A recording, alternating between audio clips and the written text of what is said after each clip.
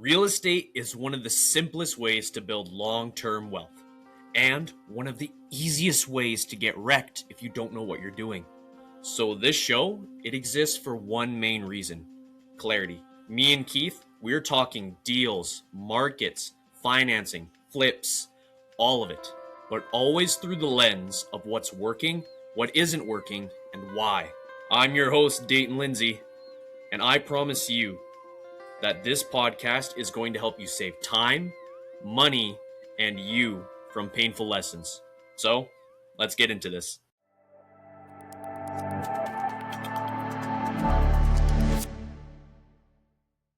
Hello, Keith. Welcome back to the podcast. Hello.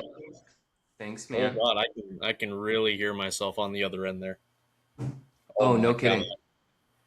It is loud. Can we put some headphones on? No, it's fine. Maybe I should. I'll back up. I can. I don't mind, actually. It's fine. I'll put some headphones on. No, because we had problems last time with the audio.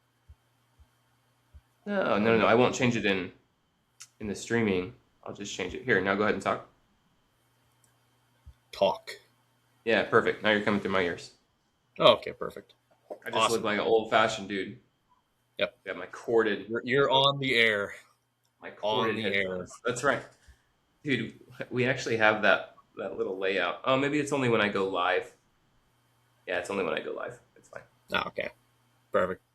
But we're back here with more questions, and you have some more answers for me.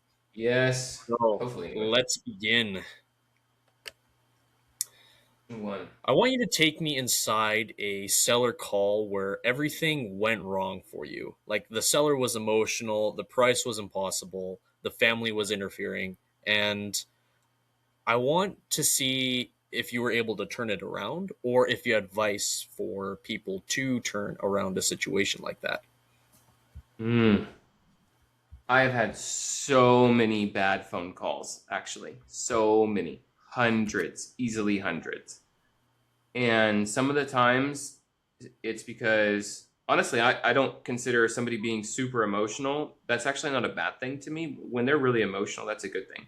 Some people think that, like, when the seller is giving all these property details and, like, we don't really care about any of these things, it's kind of just a waste of time. Again, I don't see that as a problem. I see that as a good thing. And so the things that are a problem is when the seller is combative, or, you know, they have a big personality like I do, and they don't want to run my system, you know? Mm-hmm. For example, when I ask you, so, you know, can you tell me a little bit about the house and, you know, kind of what you have going on with it? And the person is like, well, I have it listed on Zillow, or maybe it's not listed, you know, like 95% of my houses aren't listed on Zillow. So, well, why can't you just pull up the public records? And it's like, well, with all due respect, this is what I want to say. Well, with all due respect, jackass, I make 200 calls a day and only 15 to 20 of them pick up. So statistically, you weren't supposed to pick up. So I'm not going to waste my time pulling up your freaking information. Why don't you tell me a little bit about it while I confirm on my end? That's what I want to say. Mm-hmm. This is definitely not what you should say. Another example would be like, now, is there a mortgage on the house that I would need to take care of, or is this thing free and clear? Well, what the hell do you need to know about that for? And I want to say, well, it helps me structure the deal 4 different ways. And so if you don't answer this question, I have less ways of helping you. Therefore, there's less ways of doing the deal. Therefore, you're probably not going to get what you want. Again, dickhead. You know, like, I get all combative and I'm like, I'm trying to help you. Why don't you help me help you? And I'm a very abrasive person. Like, I for whatever reason, kind of naturally, I'm more inclined to force things to work rather than being very calm and political and level-headed and unemotional. Those are not in my nature. And I really have really, to this day, I still have to, you know, take a soothing breath. You know, it's kind of like going through a guided meditation or something. And I often do these things. I call them emotional audits. And sometimes I really do, close my eyes and take a cleansing breath because I have to think through, Keith, you're saying that because you're lashing out of emotion because this guy is perturbing you, not because that's what he needs to hear. And so that's my biggest advice is when you get these for me, this is again, and my energy is going to butt up against different people, whereas you are a way more likable person than I am. You're way more, what's the right word? You're way more political is not the right word. What is the word that means like, say it again? Agreeable? Yes. Oh my gosh. You're way more agreeable than I am.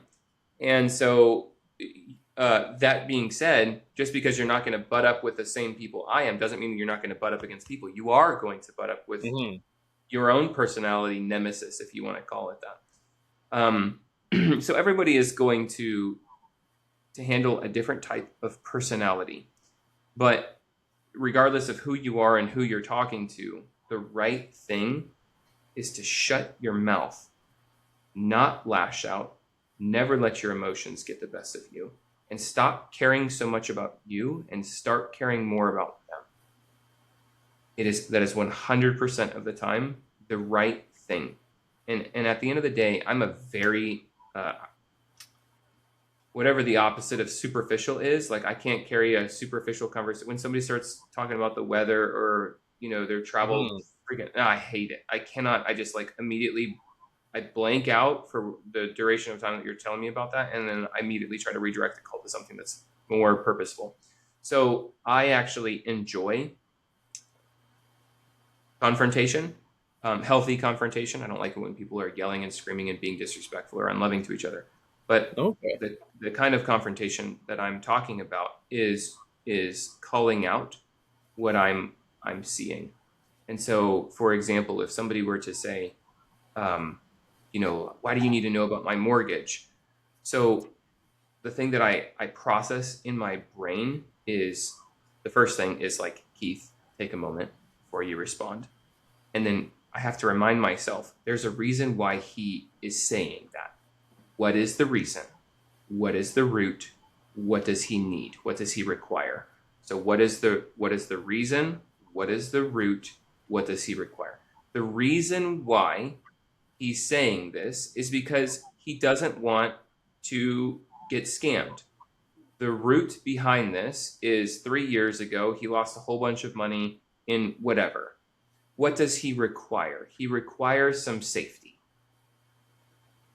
So going to what was the example that I gave previous to this? The person who was kind of abrasive to me and saying like, well, why can't you just look it up online? Again, hey, Keith, you don't need to respond. You don't need to be angry at this person. Step into their shoes. The reason why he's saying this is because he has a whole bunch of wholesalers and real estate investors that have been calling him. The root behind this is he's wasted the last 3 months or whatever. I don't even care if it's 3 days or 3. Maybe he's just getting overloaded with people. It's taking him away from his wife. It's taking him away from his daughter. He's stressed out at work because his phone's ringing off the hook with investors. And he just wants certainty. That's the requirement. He wants certainty that you're not going to waste his time and that we're actually going to get some traction. And so asking yourself, kind of going through this process, I sort of have a process for everything. Like this is a little bit of an SOP if we want to get a little bit nerdy. Step 1, chill out, Keith, because I like to fight. There is no flight in me. It's all fight, unfortunately. I think the Marines did that to me. But then step you did 2. That to the Marines. That's funny. Thanks. So then now I need to go through this process. And at the end of the day, what's the reason? What's the root? What's the requirement moving forward? And people, I'm here to tell you, people actually like it when you talk to them like that. Dayton, what I'm hearing, brother, is that you don't want to tell me that if it's the mortgage, you don't want to tell me that because you've been burned in the past. You probably had your time wasted if it was the person who's, reluctant to give me the information on the house. You've probably had your time wasted by a whole bunch of newbie wholesalers that didn't get very far. I'm here to tell you I've been doing this for 10 years. I bought houses across 34 states. I have a process uh, of asking you some questions so that I can really diagnose what the problem is so that I can help you best. If you don't want to answer my questions, then I'm happy to move on to the next seller. But I'm here because you filled out the form on my website. What I'd like to know is move on to the next question. So I'm kind of giving them the reason. A lot of people also, they don't, they're fine with doing what you want them to do as long as they know why you want them to do it. And I'm one of these people. Sometimes I have kind of an issue following another person's problem. Oftentimes it's because I think that I'm smarter than that person. But as soon as you share with me the why, then now you create some buy-in with me where it's like, all right, cool. That's a good idea. Or maybe that's a bad idea, but you have to go through this discovery process and it's not going to take that long before you figure out that actually we needed to go another route. Getting people's buy-in is important. And so that's how I address it when things are going wrong. I think that's like the ironclad way. That's the foolproof way. 100% of the time, this is the way that you should handle it. Okay. Yeah, there's a fundamental cognitive blind spot that we all have as human beings where we are either confronting or talking with someone and we on some level believe they're like us because we're interacting with them. Usually when we interact with people like more than once or even once, we have the like dissonance that they are like us, so we expect them to think like us. So when Yeah. they kind of ramble on or these make these arguments or these comments that we wouldn't make, it's you have to mentally check out of yourself and into their mind and say, "Oh, this person isn't crazy for saying this. They had a Yeah. reason. They had an experience behind this. If I was in their shoes, I'd do the exact same thing." So Yeah. it's very much an understanding process. Yes. I hate using the word empathy. I'm not a very empathetic person. Maybe, actually, I forget if it's empathetic or sympathetic. Anyway, I just kind of don't. Sympathetic is acknowledging it. Empathetic is like I feel what you're feeling. Yeah. Okay, cool. If that's true, because I always get it mixed up, then I'm not empathetic and I try my best to be sympathetic. For whatever reason, I thought it was the opposite. I thought that I try to be empathetic. Anyway, regardless, but I think that there definitely is a line between being empathetic and just what is the I have a word that's in my head. It's not PG though. You're enabling at some point. You're enabling like somebody to just be freaking weak. At the end of the day, you have to. I'm just gonna straight up. I'm gonna face you and I'm gonna say, hey, dude, it sounds like you don't want to do this because this, that, and the other thing happened to you. I'm gonna give you the thing that you need so that we can move forward. Yeah. Create the buy-in and then move along the process. That is the. I guess I'm not being very polished about how I go about doing this, but my process works. So I handle it. I kind of already know your answer to this one, but I'm going to ask you to humor me and answer it anyways. Okay. There's a school of thought that says you should present 3 offers on every call. Oh my gosh. Cash Yeah. offer, a terms offer, and a hybrid. Yeah. Does this actually work? Which, based on your groan, I already know where that's going. Or does it just confuse people? Yeah. So does it work? Yes. A broken clock is right twice a day. Does it work? Yes. And I actually have many good friends who I even know a sales trainer that teaches people to do this. And like his stuff works. Here's the thing though. You have to realize that sometimes people don't accept your offer because the offer was good. That people, it's like I was actually on a coaching call today where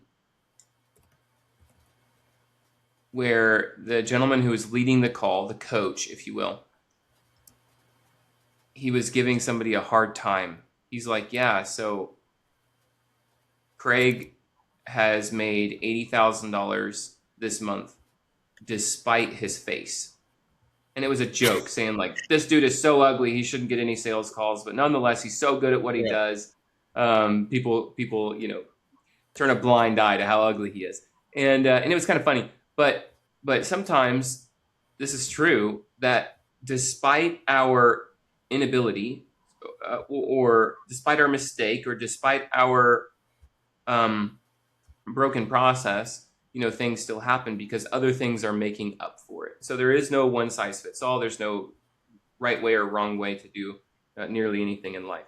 What I will say, though, is I believe, and I'm very adamant about this, there is a lot of sales psychology, actually, that I won't bore you with, but this is something that I have studied and I actually continue to study. To summarize it, though, a confused mind always says no. They're going to, I need to think about it. I need to talk to my wife. I need to whatever, because they don't feel comfortable making a decision because they're confused. And then a lot of people, in order to get them to not be confused, they think that they need to teach. And so then it becomes like this whole your pitching becomes an education fest. And like, that person didn't sign up to go through your freaking course, bro. Like, shut up. Give them the emotional thing that they need, not the logical thing that they need. And too often salesmen and women or whatever, we try to teach and speak to the logical brain. But the fact of the matter is, people don't sell based off of rationale. People sell, or are sold, I should say, because of emotions. Really, everything that we do is to buy an emotion. Everything that we do. The reason why I'm doing this podcast is in order to get an emotion. The reason why you're doing this podcast is to get an emotion. The reason why you're listening, I'm talking to you, the people who are listening, you are listening to this podcast to get an emotion. Everything that we do in life is to get an emotion. Everything. Therefore, we have to speak. If we want people to do something, we have to speak to their emotion. We have to speak to that half of the brain. So when you present 3 offers, again, I am very adamant about this, so I'm going to make it sound like this is wrong. Quick aside, if you're getting value out of this, make sure to hit the like, subscribe, and drop a comment down below with what you want Keith and me to cover next. It helps the channel out a lot, and it tells us what you want to learn about. Anyways, back to the video. It is. When you present 3 offers, you sound stupid. You, as the presenter of the 3 offers, you sound stupid. Here's why. When you go in, I'll give you the analogy that I've given you before.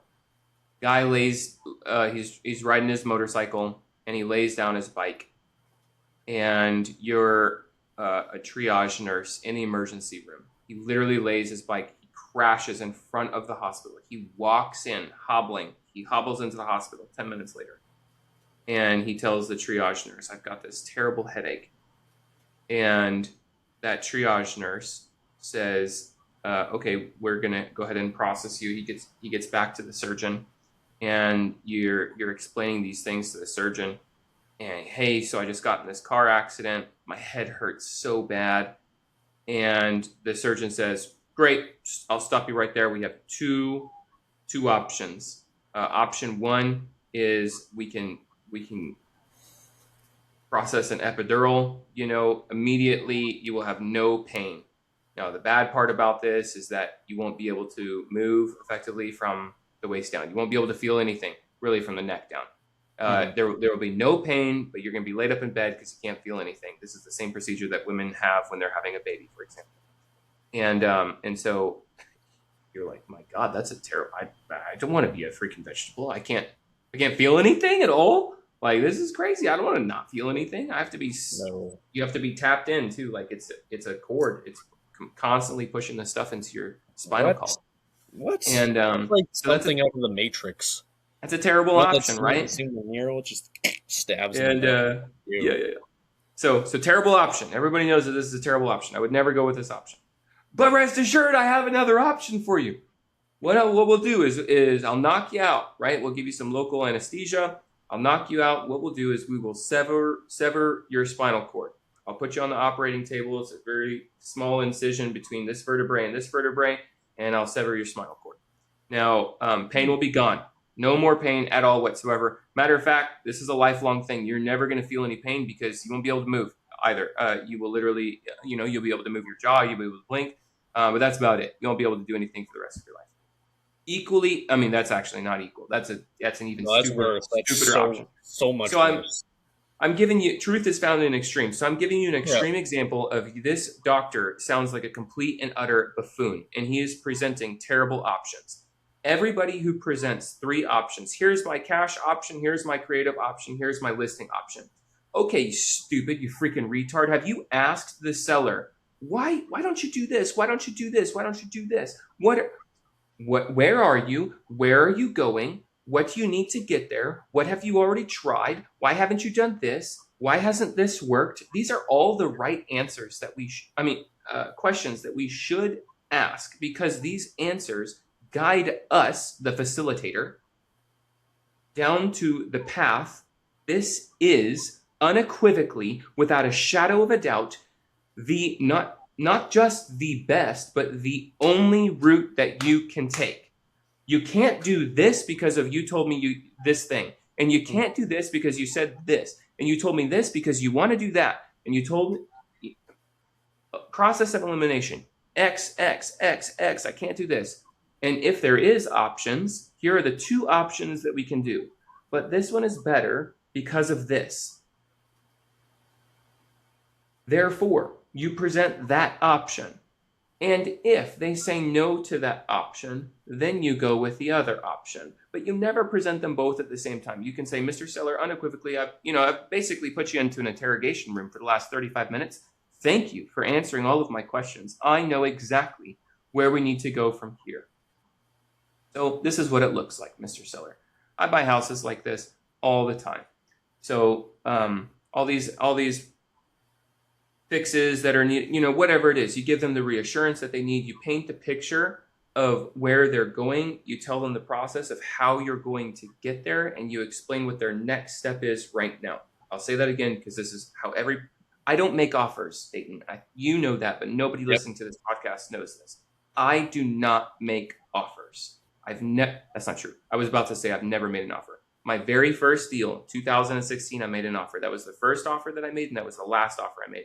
Technically, I didn't even make it. My business partner, who was a realtor, was the one who made it. So technically, I have never made an offer. However, I was JVing with her, therefore we made an offer. Since 2016, I have not made an offer. And every deal that I've done nationwide, I do not make an offer. I make a presentation. It's a perfect presentation. It works flawlessly. It works seamlessly. There is no objections because I've handled all of the objections beforehand. There is no deal killers. Nothing's going to come up that sprouts out of the earth that strangles this deal, and I don't get it. Potentially they're going to say no. Potentially I'm not saying that I bat 100% of the deals I get under contract. That's not true. However, I do get more contracts. I do get more properties under contract than almost anybody that I know. Okay, so I'm going to go back to what I said because this is really important. We paint the picture of where they're going. Then we explain the process of how to get there. And lastly, we explain what is the very next step. This is the call to action. So I'm not saying that I can, but if I could, Dayton, get you $56,000 cash here in about 4 weeks, just like you wanted. You didn't have to fix the fence that laid down, and you don't have to fix the hole in the ceiling from the storm. And I was able to help you with the moving and everything like that. You would sell me the house today. Mm-hmm. Yes, I would. Would you feel good about that? You don't feel like I'm taking advantage of you or anything like you? You'd be happy about your, I think I said $56,000. I'm happy about that situation. Are you sure? Positive. Wonderful. Then what I'm going to do is I'm going to send over this agreement for your signature. Now, is it going to be dayton.l@gmail.com? Yeah, perfect. I'm going to send it over right now. I'm going to walk you through paragraph by paragraph, just explaining everything in layman's terms so that everything that I said today, we have no verbal promises. Everything that we've agreed to is written down in this purchase and sales agreement. Do you have your email up, and are you going to be pulling it up on your mobile phone or on your laptop, right? And then I'm walking them through that. And there's no offers. I didn't give the number. You gave the number. I painted the picture. I told you how we're going to get there, and I told you what your next step was. And I closed with that one question. I'm not saying that I can, but if I could do this, you don't have to do this, right? I Tony Robbins talks about pain and pleasure. You get to Yeah. avoid all of this pain. You get to experience all of this pleasure. Would you move forward? Yes, I would. Beautiful. Now you explain what your next steps are. And you're not sending them a contract, because contracts need to be agreed upon by their wife, and they need to be reviewed by their attorney, and they also want to pass that by their CPA, as well as their aunt's second cousin's dog's baseball coach. Whatever. Like, there's always some stupid thing that no, it's not a contract, it's an agreement. We're making sure that everything that I've said today, that we verbally agreed upon, is actually written down in plain black and white. I'm going to walk you through paragraph by paragraph, just explaining everything in layman's terms, so you know exactly what we're agreeing to. And then I ask them, are you pulling this up on your phone or on your laptop? And that is the process. We've done this thousands of times, and it is perfect, which is why I call it the perfect presentation. Excellent. Now, with the perfect presentation, what goes into it? Because you said you handle all the objections beforehand. What you just said was part of the presentation. What other things go into that presentation for you to close an astronomical amount of deals compared to anyone else that you know? There's quite a bit, actually. So I'll cover at a wave top, like the 101 version. And then for anybody who's listening to this, I have a course. It's called the Perfect Presentation Course. Go figure. And I'll give it to you for free. Dayton will put it in the description below, and it'll be in the show notes. Perfect. So wave top level, I'll just go through this. I realize that we only have a couple of minutes. I like to make sure that I'm asking them about the information on the house. I want to make sure that I've got the right house. I'm also setting social frame and value. I'm talking to several people today about selling their house. So then they're like, oh, I'm not the only person, from the very get-go. I like to set the stage that way. And then I'm asking them, how quickly are you hoping to get the house sold? What have you done so far to try and sell the house? If they haven't, wonderful. I'm the first person. If they have, asking some follow-on questions like, why didn't the house sell? I like to have a little bit of a reality check with them. Hey, Mr. Seller, if the house doesn't sell, what were you going to do with it then? And you're typically going to get like 3 responses. Well, Keith, it's really got to sell. I'll do whatever it takes. I'll lower the price. All right, cool. We have a very motivated person. If somebody says, well, shoot, I'll probably just hold on to it. I'll keep it. I'll turn it into a rental, something like that. I'll move back into it. These are some options and opportunities that we should explore a little bit further. And, potentially somebody just says like, well, I'll just hold on to it, and I'm not budging on my price. I'll hold on to it indefinitely because, the mortgage is paid off, and the only thing that I'm paying for is taxes and insurance. They're not very motivated, right? And they're probably going to need to see some really good terms for them to move. And then I walk them through the numbers, right? I go line item by line item. I do this very truthfully too. I really do share my plan for the house. I'm going to list it for this. I'm going to build in a little bit of a buffer because we're going to negotiate down. I talk about if I'm doing a renovation, for example, like how much I'm going to put into that renovation. And the reason why some people would say like, oh my God, I even tell them, we even get down to like, how much am I going to make? I'm very transparent. Some people be like, my gosh, Keith, like you are oversharing. Actually, I'm not. I'm going over the cost that I'm going to incur to take this house to full retail value. Here's why this matters. A lot of people, when they are talking to a real estate investor or a wholesaler, when they get that number, their offer from a wholesaler, they think that it's a lowball offer. Like that is what we collectively, real estate investors / wholesalers, are known for, is giving out lowball offers. And that's the truth, number one. Number two, it's actually reasonable for a seller to believe that that's a lowball offer because they're not educated.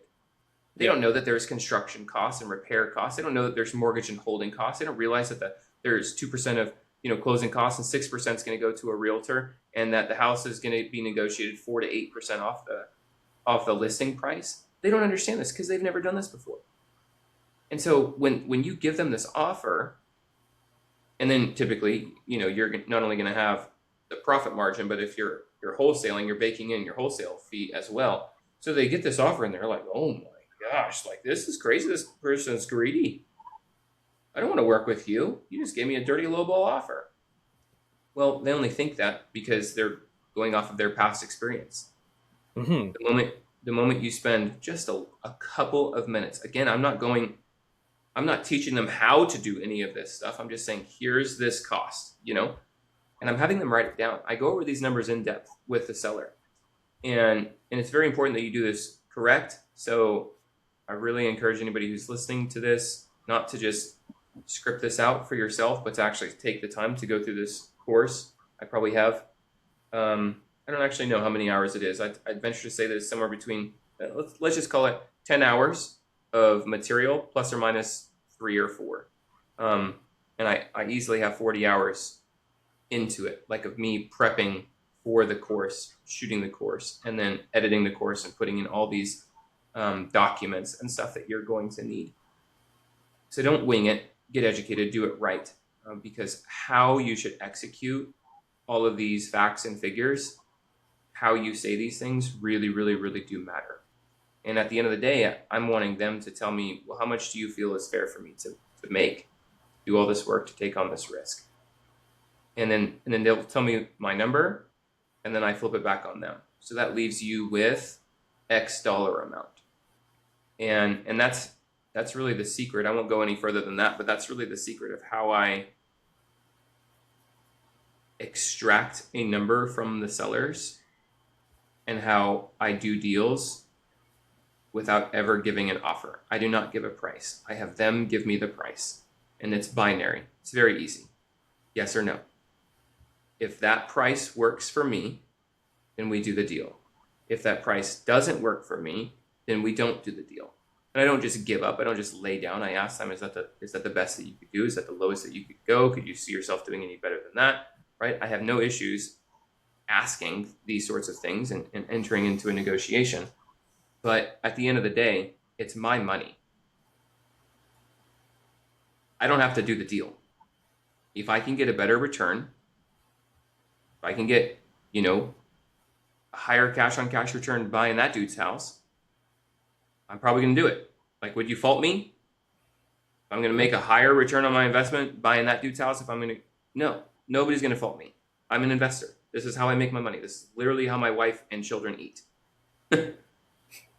So when you frame it like this, like the whole sales frame, the entire dynamic of the call changes.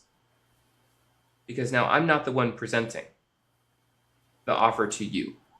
You're the one presenting the offer to me.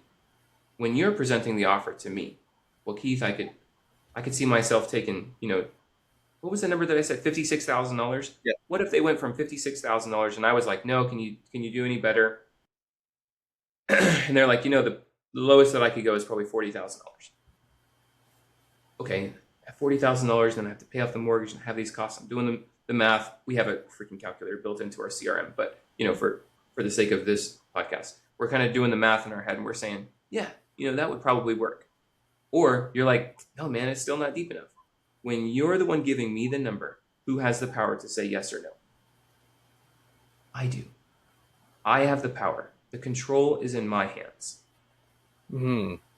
You're stupid to present anything, any number to the seller. Instead, you should tell them where they're going, how you're going to get there, and what the next step is. But you should only do that after they have given you a number that works. If the number doesn't work, then we're just negotiating. Is that the best that you can do? And you see yourself going any lower than that? Is that the least that you would take? That's the negotiation. And then, of course, coming up with rebuttals and, objection handling as you get into that negotiation, which I teach in the course, which you can get for free in the show notes below. Keith, you've been great. That's all our time we have for today. Thanks, man. Good And I really like questions. those. I really like those answers too. I appreciate that. Cool. Thank you. Thanks, man. All right, y'all. See you on the next one. Real estate isn't magic, it's a skill. And the people who win long term are the ones that keep stacking the reps. That means learning, analyzing, staying patient, and making good decisions. If you want to keep building that skill with us, make sure to subscribe and send this to someone who needs to hear it, because I know you know someone that needs to. Anyways, that's all for today. Take care.